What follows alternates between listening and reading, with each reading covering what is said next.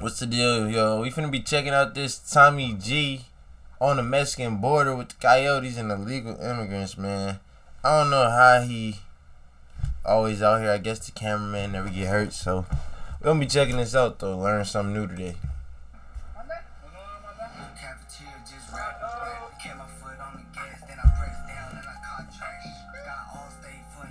Hey, there's border patrol. Literally, hard to erase. Okay, let's just do the border. The line separating the United States and Mexico.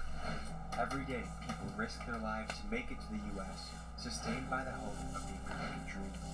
In 2014, the United States declared a border crisis, and it's since become a central political theme, with figures like Donald Trump using the border as a primary focus of his 2016 campaign. In the last year, we had a record-setting 1.5 million people attempt to cross the border. That record was nearly doubled, with 2.7 million people attempting to cross over. As a journalist, I needed to make a stop at the border town of Eagle Pass, Texas, to get a boots on the ground look. Here we go. Today we're on the border of Texas and Mexico. We're in Eagle Pass, Texas, just about to cross over into Piedras Negras, Mexico. And today we're exploring the story of immigration. We're going to be talking to Coyotes, trying to visit a safe house, talking to immigrants, citizens, potentially law enforcement, all of the characters that are in this complex story of immigration. Our guide for the trip is Cheddar Blanco, a rapper from Eagle Pass, San Antonio. I've seen a lot of losses in this game, but I got up and made it all over again. He's making moves, and he's also helping us around in some of these treacherous waters that we're navigating. So we're crossing the Piedras Negras. What can you tell us about this city? I'll say Piedras Negras has a lot of poverty. People call this baby Mexico, like an Eagle Pass, but really it's like a whole different world over here. Well, it's just harder over here. It's just harder for people out here. Y'all are gonna see it firsthand. As soon as we cross, it's a whole nother world, bro. There's a lot of violence and stuff, cartels, and even like government themselves. There's a lot of people over here just driving around with guns. It looks like a war zone out here, basically. How do you think these people feel about America? Do you think is America a place they want to be? Yeah, for sure. They love to move out here, bro. If someone can live in Piedras Negras, come over here, do a fast food job, and go back at night, is that going to change their family's life? Is that really going to help them? That's going to change their family's life. So if you look at what people have to cross to get here, there's barbed wire in the weeds right there. People drown in the Rio Grande, right? For some reason, it's kind of a treacherous river. Oh, this river goes on forever. There's spots where it's more shallow. There's spots where it's easier for them, but it's still hard, bro. It's just crazy to me to think that a couple hundred feet can be the difference between poverty and a life that's a little bit better. That shit is crazy. Look, that is crazy. Just across water, how you could. That shit crazy.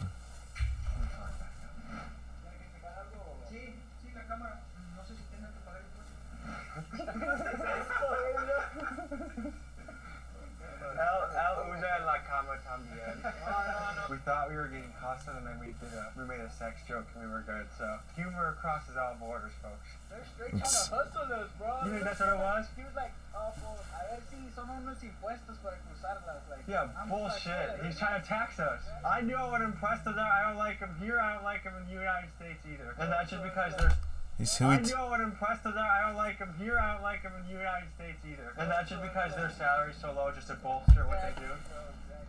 I wanted to know how Mexican locals felt about America. Is it still viewed as the land of opportunity? Did they believe in the hope of the American dream? So I went to a town just over the border to talk to some locals. That is crazy though. Like, motherfuckers really be born in America, and these niggas that's not even from America really look at that motherfucker like the holy grail. Niggas in here just, it's America. Niggas is irritating. You gotta look around. That shit crazy. Fernando, Carla, con mucho gusto. ¿Cómo es vida en Piedras Negras? Pues la vida aquí en Piedras Negras, joven, pues primeramente, antes que todo, pues la seguridad muy tranquila, aquí tienes toda la seguridad. ¿Qué piensas sobre América? ¿Es un lugar que quieres vivir? Oh, ¿sí? ¿Sí? ¿No quieres? ¿Piensas que hay más oportunidades ahí que aquí? ¿Por qué? Es mejor pagado. Allá hay más oportunidades que aquí. ¿Por renta aquí? ¿Cuánto cuesta por mes? 2,000, 3,000 pesos. Bueno, yo ahí donde estoy ahorita es aquí en un hotel. Me cobran 500 pesos diarios. Immigration ilegal, es un viaje muy peligroso, ¿sí? ¿Conoces gente que hacen el viaje? Sí, tengo amigos ahorita que están en San Antonio, en Wisconsin. Wisconsin, sí, soy de Wisconsin. Hay gente en Estados Unidos que piensa que Estados Unidos es el lugar muy peor y horrible. No es cierto, porque yo trabajo allá. ¿Qué es tu trabajo? Yo trabajo en una compañía de demolición. Sí. Es mucho más cara la vida aquí que allá con los salarios aquí. Que aquí suben más la comida que los salarios. Hay mucha gente que se pasa para allá y no quieren trabajar. Que están ándale, sí. Hay más oportunidades aquí. Le dan food stamps, le dan de comida, le dan casa, le dan dinero, le dan todo y no quieren trabajar. You see what I'm saying? That's the real thing. People born in America, they not gonna be saying that. Free housing, Section 8, food stamps. Niggas be like, oh, you on Section 8 food stamps? I need to think smarter, not harder. That's how they be coming up. Saving us that work and stacking all that cheese. I'm being a hypocrite though. Shit. I ain't gonna lie. But Sé que todos tenemos que estar unidos para poder salir adelante. Porque si no nos unimos entre todos, nunca vamos a salir adelante. yeah, that's facts. That's what anywhere though. That's everywhere. Shit. That's the whole world. Niggas need to stop arguing. Unite. We're in the car right now, gonna meet our contact, then we're gonna go to the safe house. So first we gotta pass inspection, they gotta make sure that we're not snitches, not, cops, and then we're gonna pull up. See you guys in a second. Alright, we're here in a trap house. We're gonna talk to some fellas that are in the business of moving people.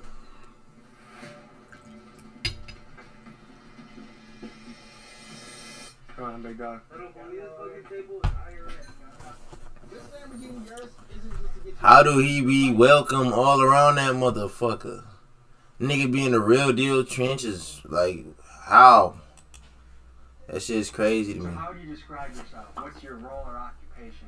Money's a motivation, right? That describes me. Okay. What part do you play in that story of immigration? Well, immigration, like we're border babies. We're grown in the border. We know everything, like how shit goes. Like even if you don't want to know, it's just the border shit going on. You do. I was looking at the numbers. So this year is a record of immigration in the United States. 2.7 million people have come across the border. A lot from Man. No. This is across the border. Period. A lot from Venezuela, Colombia. What are you seeing? Like, what is the primary reason you see people cross the border? But shit, like when I first got out, like 6 months ago, they were over there.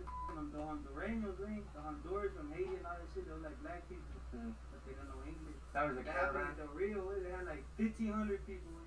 Right here in Quemado, they caught like 600-700, and it happens all the time, man. What are people's primary reason you see people cross the border? But shit, like when I first got out, like 6 months ago, they were over there. The Hondureños, man. What does that mean? He said they was over there fucking on the radios, eh? Honduras from Haiti and all that shit. They were like black people, but they don't know English. That was a That happened caravan. at the Rio. They had like 1,500 people. Right here in Quemado, they caught like 600-700, and it happens all the time, man. Like, What are people's primary motivation for coming here? What do they think they're gonna find in the shit, United it's States? just not what they think. I can tell you that much, because niggas think it's sweet over here. It's different for them, because, you know what I'm saying, like, they're already coming, and they don't know what's out here. Like, they just know what their family tells them, what they see on TV, what they see on the news, you know? And they think, like, oh, I'm gonna go there and I'm gonna get rich. But it's not like a one-day thing, you know? The way it's supposed to be is like a week, you'll be where you're supposed to be. But the way it's set up right now, like, it's so fucked up.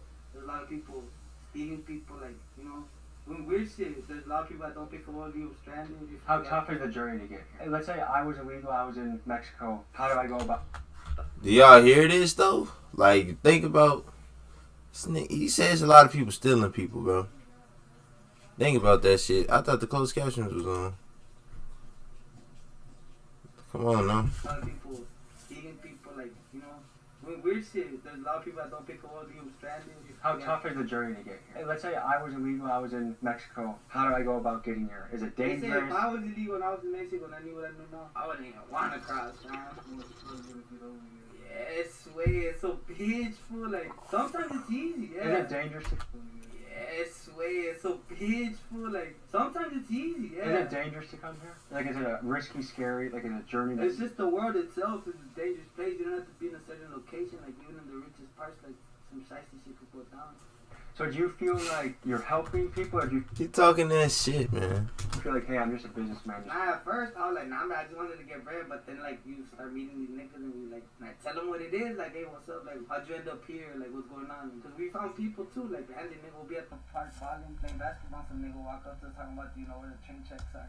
Cause look, to cross, you gotta hire somebody that knows people. First, let's say they're coming from Honduras. They gotta cross through a bunch of fucking checkpoints in Mexico. And that by itself, just to get to Honduras, to here to Piedras, is gonna cost them about $5 bands. And then from here to San Antonio, which is a 2-hour drive, that's gonna cost them at least another $5 bands. So for someone that's dirt poor, how do they come up with 10 grand to cross the border? It's crazy because you wouldn't believe me when I told you, and I still don't believe them. The people that already crossed, they help the people that want to cross. So the niggas that are over here and have bread, they'll lend money to someone, they'll finance them. So they'll get a It's crazy, right? It's crazy. So someone will get like a construction job and send money back home to Yeah, finance like it. let's say somebody's brother, he needs the bread, so he's gonna pay for his brother. When his brother's up there, he's gonna be paying him off because they already have it lined up or they already have a job and everything. Oh, what an American could do for them today is to drive from here, right? So it depends, cause look, a lot of people do it for $1,000 each. Wherever they want to go up. Okay. So what is your role with what you do? Like, are you taking people from Mexico to Texas? Or are you taking people within the states? How often do you make that journey? Just when you need cash, you kind of go do it? And is it pretty much you're just praying that the cops don't pull you over and you just... Don't think about it. How old are you, roughly? I'm 15. Okay, how did you get into this game? They're from Honduras?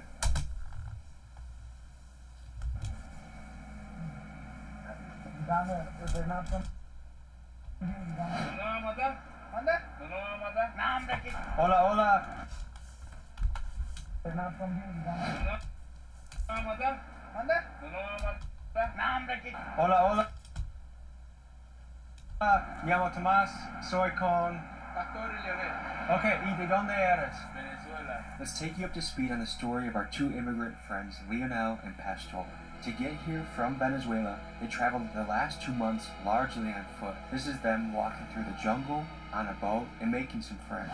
Escucho que en Venezuela que hay un crisis, ¿sí? Uno de 3 personas no tiene acceso a agua y comida. Es la verdad. Correcto, correcto. ¿Qué es la situación en Venezuela?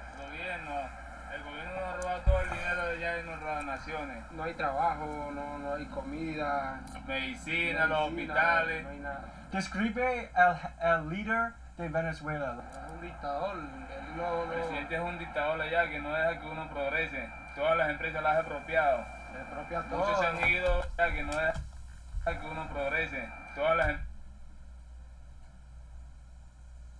empresas las ha expropiado. Se propia todo.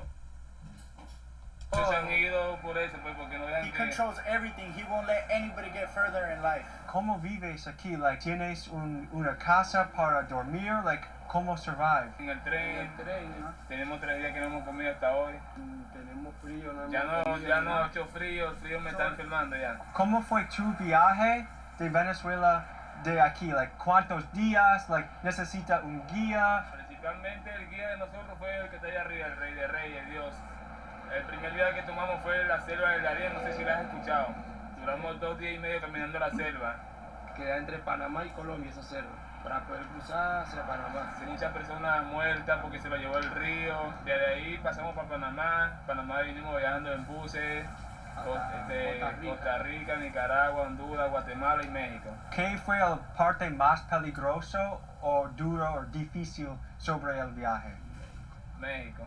¿Por qué? Nos bajan de los buses, nos rompen el permiso y nosotros la verdad hemos caminado kilómetros y kilómetros. Ya me empezó un dolor aquí en la rodilla. Todo México lo hemos transitado caminando, si no agarramos el tren y en el tren corremos peligro de que nos agarren los carteles, nos roban. Antier hasta se que nos mató matan. un amigo antier en el Un tren. amigo de nosotros Iba montado antier en el arriba y Bajo vamos a saltar esto, compramos comida y cuando tienes comida podemos hablar un poco más, ¿ok? Let's get them food first. Puede pedir, pero cada tú quieres en el menú. So, we're going back to meet the 2 Venezuelan boys, and Initially, our plan was to bring them back to the Airbnb and let them sleep there. But after talking to a couple locals here, they were like, hell no. Some of them said this is a 5 to 10 year potential sentence if we do that. To me, it is so crazy to think that giving someone somewhere, a place that is warm to sleep for one night to give them a little bit of relief from this 2-month journey that they've experienced. Like, they've experienced hell in these last 2 months. They hadn't eaten in 3 days. They were wandering around hungry and cold and tired. And all of us were on board. Let's bring them back to the place to let them sleep. Let's give them a bed. Let's give them showers. Fear is kind of winning out on this one. Although it would be a great gift to give them, it's not worth 5 to 10 years. You could get put in a cage for doing what you think is totally the right thing. Helping 2 people. Like, imagine if you were lost, you were in some foreign, unknown place, hungry and cold. It was illegal to help you. Like, you would just hope that someone would help you. So we're gonna get them some supplies that at the very least they stay warm another night. Keegan, any thoughts? Kind of with you on that. It's just, we can't do the right thing because it would put us away and, kind of compromise our position. Miguel. I was on board with it, but Miguel was going home, dude. Yeah. He ripped his jacket off. rooting for them, but we can't see what goal extent, Miguel's parents are from Mexico. What would your parents say if we got caught doing this? I feel like my dad would be like, hey, let's go. Like Cheering for you? Yeah, he's like, hey, like, I with that, but, he'd still be like, you're done, We're gonna go get supplies for these guys. We're gonna go try and find them. So these guys are trying to get to Chicago, so they are going to be hurting if they don't have some warmth. So yeah, let's get them some food. Let's get them some layers.